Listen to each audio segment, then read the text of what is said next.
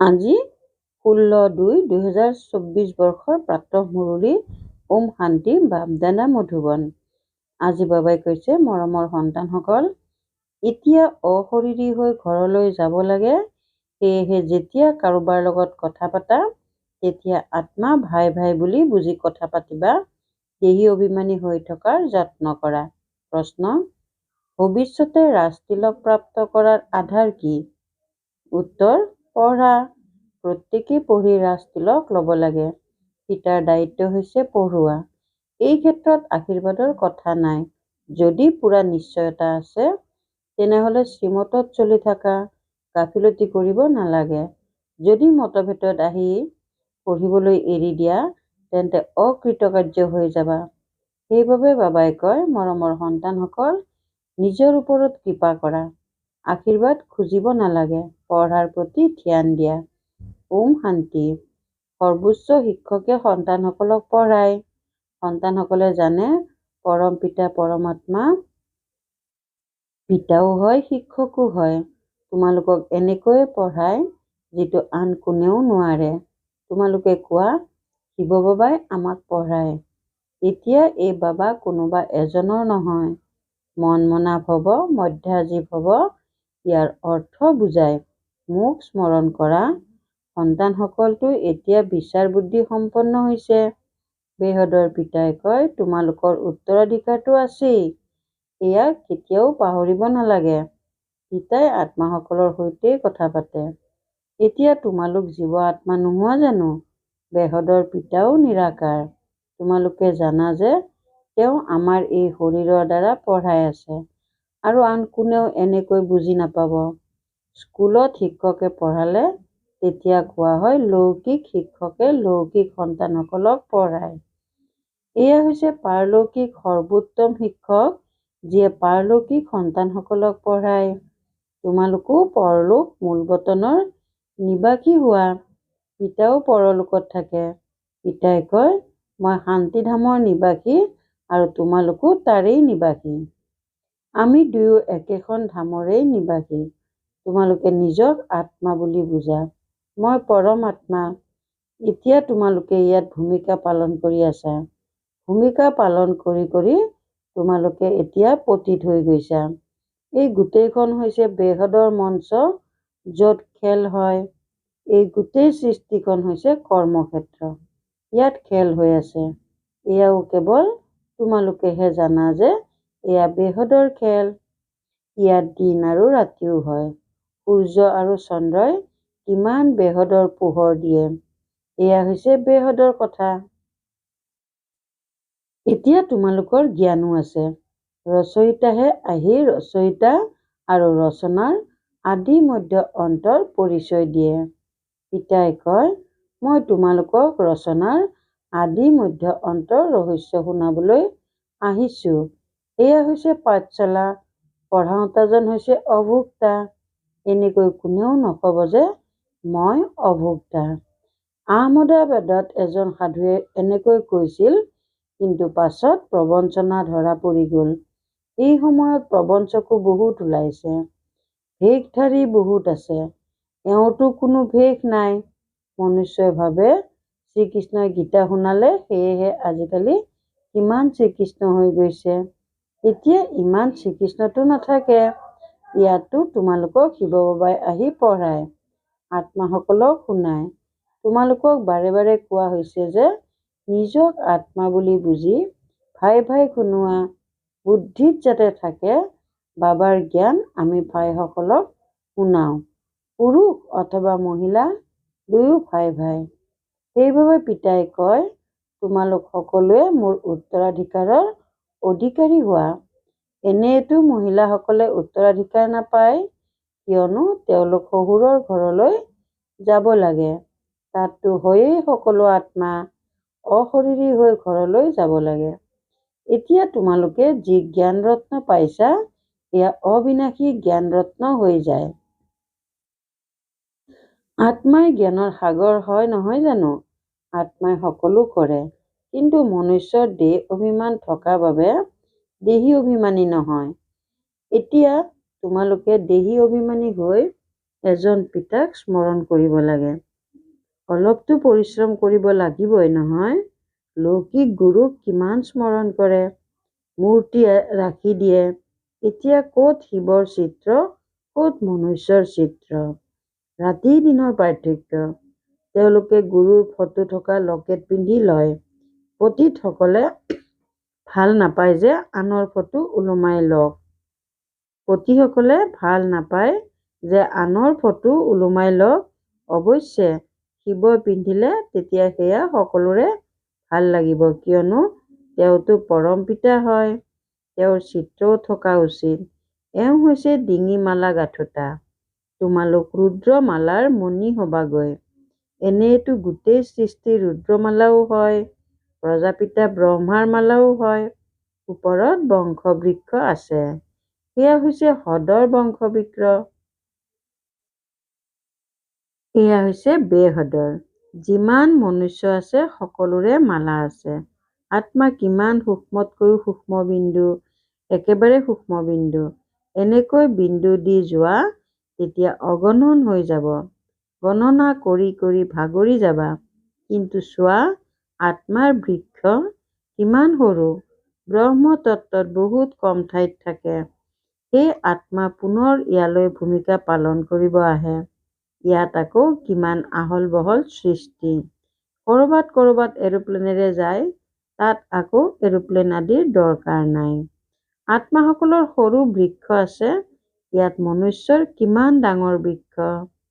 এয়া সকলো হৈছে প্ৰজাপিতা ব্ৰহ্মাৰ সন্তান, যাক কোনোৱে আদম, কোনোৱে আদিদেৱ বুলি কয়। পুৰুষ মহিলাটো নিশ্চয় আছে। তোমালোকৰ হৈছে প্ৰবৃত্তি মাৰ্গ, নিবৃত্তি মাৰ্গৰ খেল নহয়। এখন হাতেৰে কি হব? দুটা চকাৰ প্ৰয়োজন। দুটা থাকিলে তেতিয়া পৰস্পৰৰ মাজত প্ৰতিযোগিতা কৰে। আনটো চকাই লগ নিদিলে তেতিয়া ঢিলা হৈ যায়। কিন্তু এটাৰ কাৰণে থমকি ৰব নালাগে। প্ৰথমতে পবিত্ৰ প্ৰবৃত্তি মাৰ্গ আছিল, পাছত আকৌ অপবিত্ৰ হয়, অধোগামীয়ে হৈ যায়। তোমালোকৰ বুদ্ধিত গোটেই জ্ঞান আছে। এই বৃক্ষ কেনেকৈ বাঢ়ে, কেনেকৈ সংযোগ হৈ গৈ থাকে, এনেকুৱা বৃক্ষ কোনেও উলিয়াব নোৱাৰে। কাৰো বুদ্ধিত ৰচয়িতা আৰু ৰচনাৰ আদি মধ্য অন্তৰ জ্ঞান নায়েই। সেইবাবে বাবাই কৈছিল এনেকৈ লিখা যে আমি ৰচয়িতাৰ দ্বাৰা ৰচয়িতা আৰু ৰচনাৰ জ্ঞানৰ অন্ত পাইছো। তেওঁলোকেতো ৰচয়িতাকো নাজানে, ৰচনাকো নাজানে। যদি পৰম্পৰাগতভাৱে এই জ্ঞান চলি আহিছে, তেনেহলে কোনোবাই কওকচোন। তোমালোক ব্ৰহ্মা কুমাৰ কুমাৰীসকলৰ বাহিৰে আন কোনেও কব নোৱাৰে। তোমালোকে জানা যে আমাক ব্ৰাহ্মণসকলকে পৰমপিতা পৰমাত্মাই পঢ়ায়। আমাৰ অৰ্থাৎ ব্ৰাহ্মণসকলৰে হৈছে উচ্চতকৈ উচ্চ ধৰ্ম। চিত্ৰও নিশ্চয় দেখুওৱা হয়। চিত্ৰ অবিহনে কেতিয়াও বুদ্ধিত ধাৰণ নহয়। চিত্ৰ বহুত ডাঙৰ ডাঙৰ হব লাগে। বিভিন্ন ধৰ্মবোৰৰ বৃক্ষ কেনেকৈ বাঢ়ে এয়াও বুজাইছো। আগতেতো কৈছিলা মই আত্মাই পৰমাত্মা, পৰমাত্মাই আত্মা। পিতাই এতিয়া ইয়াৰো অৰ্থ বুজাইছে। এই সময়ত আমিয়েই ব্ৰাহ্মণ হওঁ, আকৌ নতুন সৃষ্টিত আমিয়েই দেৱতা হম। এতিয়া আমি পুৰুষোত্তম সংগম যুগত আছো, অৰ্থাৎ এয়া হৈছে পুৰুষোত্তম হোৱাৰ সংগম যুগ। এই সকলোবোৰ তোমালোকে বুজাব পাৰা। ৰচয়িতা আৰু ৰচনাৰ অৰ্থ আমিয়েই সেয়া আছিলোৰ অৰ্থ। ওম অৰ্থাৎ প্ৰথমতে মই আত্মা, পাছত এয়া শৰীৰ। আত্মা অবিনাশী আৰু এই শৰীৰ বিনাশী। আমি এই শৰীৰ ধাৰণ কৰি ভূমিকা পালন কৰো। ইয়াকে আত্মা অভিমানী বুলি কোৱা হয়। মই আত্মাই অমুক ভূমিকা পালন কৰো। মই আত্মাই এইটো কৰো। মই আত্মা পৰমাত্মাৰ সন্তান। কিমান আচৰিত জ্ঞান। এই জ্ঞান পিতাৰহে আছে, সেইবাবে পিতাকে আহ্বান কৰে। পিতা হৈছে জ্ঞানৰ সাগৰ, তেওঁৰ তুলনাত আকৌ হৈছে অজ্ঞানতাৰ সাগৰ। আধাকল্প জ্ঞান, আধাকল্প অজ্ঞানতা। জ্ঞানৰ বিষয়ে কোনেও নাজানেই। ৰচয়িতাৰ দ্বাৰা ৰচনাক জনা, ইয়াক জ্ঞান বুলি কোৱা হয়। গতিকে নিশ্চয় ৰচয়িতাৰ ওচৰতেই জ্ঞান আছে, নহয় জানো? সেইবাবে তেওঁক সৃষ্টিকৰ্তা বুলি কোৱা হয়। মনুষ্যই ভাবে সৃষ্টিকৰ্তাই এয়া ৰচনা ৰচিলে। পিতাই বুজায়, এয়াতো অনাদি পূৰ্ব নিৰ্ধাৰিত খেল। এনেকৈ কয়, পতিত পাৱন আহক, তেনেহলে ৰচয়িতা বুলি কেনেকৈ কবা? ৰচয়িতা বুলি তেতিয়াহে কোৱা হয় যেতিয়া প্ৰলয় হব, তেতিয়া পুনৰ ৰচিব। পিতাইতো পতিত সৃষ্টিক পাৱন কৰি তোলে। সেয়েহে এই গোটেই বিশ্বৰ যি বৃক্ষ আছে তাৰ আদি মধ্য অন্তকো তোমালোকে অতি মৰমৰ সন্তানসকলেহে জানা। যেনেকৈ মালিয়ে প্ৰতিটো বীজ আৰু বৃক্ষক জানে, বীজক দেখিলে গোটেই বৃক্ষ বুদ্ধিলৈ আহি যায়। সেয়েহে এয়া হৈছে মানৱ জাতিৰ বীজ। তেওঁ কোনেও নাজানে, গায়নো কৰে, পৰমপিতা পৰমাত্মা হৈছে সৃষ্টিৰ বীজ ৰূপ। সৎ চিত আনন্দ স্বৰূপ হয়। সুখ শান্তি পবিত্ৰতাৰ সাগৰ হয়। তোমালোকে জানা, এই গোটেই জ্ঞান পৰমপিতা পৰমাত্মাই এই শৰীৰৰ দ্বাৰা দি আছে। তেনেহলে নিশ্চয় ইয়ালৈ আহিব নহয় জানো? প্ৰেৰণাৰে কেনেকৈ পতিতক পাৱন কৰি তুলিব। সেয়েহে পিতাই ইয়ালৈ আহি সকলোকে পাৱন কৰি লৈ যায়। সেই পিতায়ে তোমালোকক পাঠ পঢ়াই আছে। এয়া হৈছে পুৰুষোত্তম সংগম যুগ। ইয়াৰ ওপৰত তোমালোকে ভাষণ দিব পাৰা যে কেনেকৈ তমোপ্ৰধান পুৰুষৰ পৰা শ্ৰেষ্ঠ সতোপ্ৰধান হয়। তোমালোকৰ ওচৰত বিষয়বস্তুটো বহুত আছে। এই পতিত তমোপ্ৰধান সৃষ্টি সতোপ্ৰধান কেনেকৈ হয়, এয়াও বুজিবলগীয়া। আগলৈ তোমালোকৰ এই জ্ঞান শুনিব, হয়তো এৰিও দিব, পাছত পুনৰ আহিব, কিয়নো গতি সৎগতিৰ বিপণী এখনেই। তোমালোকে কব পাৰা যে এক পিতাই হৈছে সকলোৰে সৎগতিদাতা। তেওঁক শ্ৰী শ্ৰী বুলি কয়। শ্ৰেষ্ঠতকৈও শ্ৰেষ্ঠ হৈছে পৰমপিতা পৰমাত্মা। তেওঁ আমাক শ্ৰেষ্ঠ কৰি তোলে। সত্যযুগ হৈছে শ্ৰেষ্ঠ, কলিযুগ হৈছে ভ্ৰষ্ট। এনেকৈ কয়ো যে ভ্ৰষ্টাচাৰ, কিন্তু নিজক নুবুজে। পতিত সৃষ্টিত এজনো শ্ৰেষ্ঠ নাই। শ্ৰী শ্ৰী যেতিয়া আহে তেতিয়া আহি শ্ৰী কৰি তোলে। শ্ৰীৰ উপাধিটি সত্যযুগৰ আদিত দেৱতাসকলৰ আছিল। ইয়াততো সকলোকে শ্ৰী শ্ৰী বুলি কৈ দিয়ে। প্ৰকৃততে শ্ৰী শব্দটো হয়েই পবিত্ৰতাৰ। আন ধৰ্মাৱলম্বীসকলে কোনেও নিজক শ্ৰী বুলি নকয়। শ্ৰী পোপ বুলি কোৱা হব জানো? ইয়াততো সকলোকে কৈ থাকে, কত ৰাজহংস মুকুতা বুটলি লওঁতা, কত বগলী লেতেৰা বস্তু খাওঁতা। পাৰ্থক্যটো আছে নহয়। এই দেৱতাসকল হৈছে ফুল। সেয়া হৈছে আল্লাৰ বাগিচা। পিতাই তোমালোকক ফুল কৰি আছে। বাকী ফুলৰ মাজতো ভিন্নতা আছে। সকলোতকৈ ভাল ফুল হল কিং ফ্লাৱাৰ। এই লক্ষ্মীনাৰায়ণক নতুন সৃষ্টিৰ কিং কুইন ফ্লাৱাৰ বুলি কোৱা হব। তোমালোক সন্তানসকলৰ আন্তৰিক আনন্দ থাকিব লাগে। ইয়াৰ বাবে বাহ্যিক একো কৰিব নালাগে। এই চাকি আদি জ্বলোৱাৰো অৰ্থ থাকিব লাগে। শিৱ জয়ন্তীত জ্বলোৱা উচিত নে দীপাৱলীত? দীপাৱলীত লক্ষ্মীক আহ্বান কৰে, তেওঁৰ পৰা পইচা খোজে, কিন্তু ভঁৰাল ভৰপূৰ কৰোতাটো হৈছে শিৱ ভোলা ভাণ্ডাৰী। তোমালোকে জানা যে শিৱ বাবাৰ দ্বাৰা আমাৰ ভঁৰাল সীমাহীন সম্পদেৰে ভৰি যায়। এই জ্ঞান ৰত্ন হৈছে ধন। তাতো তোমালোকৰ ওচৰত অজস্ৰ ধন থাকে। নতুন সৃষ্টিত তোমালোক সমৃদ্ধশালী হৈ যাবা। সত্য যুগত প্ৰচুৰ হীৰা মুকুতা আছিল, পুনৰ সেয়াই হব। মনুষ্য বিভ্ৰান্ত হয়। এয়া সকলো শেষ হৈ যাব। আকৌ ক'ৰ পৰা আহিব? খনিবোৰ খালী হৈ গৈছে, পাহাৰবোৰ খহি আহিছে, আকৌ কেনেকৈ হব? তেওঁলোকক কোৱা ইতিহাসৰ পুনৰাবৃত্তি হয় নহয়। যি কিছু আছিল সেয়া আকৌ পুনৰাবৃত্তি হব। তোমালোক সন্তানসকলে স্বৰ্গৰ মালিক হবলৈ পুৰুষাৰ্থ কৰি আছা। স্বৰ্গৰ বুৰঞ্জী ভূগোল আকৌ পুনৰাবৃত্তি হব। গীতত আছে নহয়, আপুনি গোটেই সৃষ্টি, গোটেই সমুদ্ৰ আমাক দি দিছে, যাক কোনেও আমাৰ পৰা কাঢ়ি নিব নোৱাৰে। তাৰ তুলনাত এতিয়া কি আছে? মাটিৰ কাৰণে, পানীৰ কাৰণে, ভাষাৰ কাৰণে যুঁজ বাগৰ কৰে।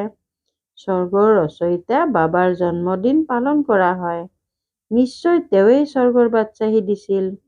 এতিয়া তোমালোকক পিতাই পঢ়াই আছে, তোমালোকে এই শৰীৰৰ নাম ৰূপৰ পৰা উপৰাম হৈ নিজক আত্মা বুলি বুজিব লাগে।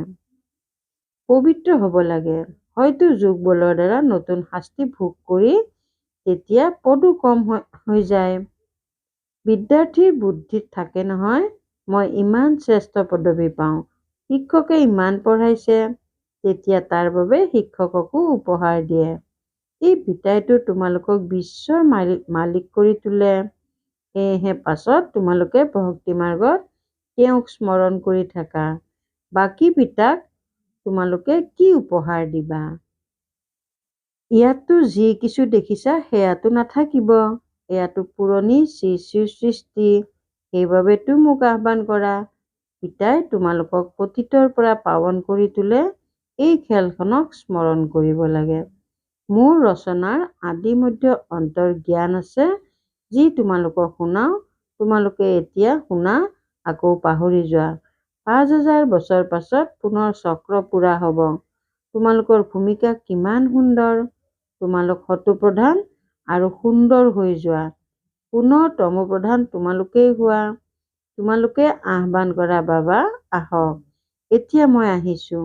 যদি নিশ্চয়তা আছে তেনেহ'লে শ্ৰীমতত চলা উচিত। ভুল কৰিব নালাগে। কিছুমান সন্তানে মতভেদত আহি পঢ়িবলৈ এৰি দিয়ে। শ্ৰীমতত নচলিলে, নপঢ়িলে তোমালোকে অকৃতকাৰ্য হ'বা। পিতাইটো কয়, নিজৰ ওপৰত কৃপা কৰা। প্ৰত্যেকে পঢ়ি নিজকে ৰাজতিলক দিব লাগে। পিতাৰ দায়িত্ব হৈছে পঢ়ুৱা। এই ক্ষেত্ৰত আশীৰ্বাদৰ কথা নাই। নহ'লেতো সকলোকে আশীৰ্বাদ দিব লাগিব। এই কৃপা আদি ভক্তি মাৰ্গতহে খোজে।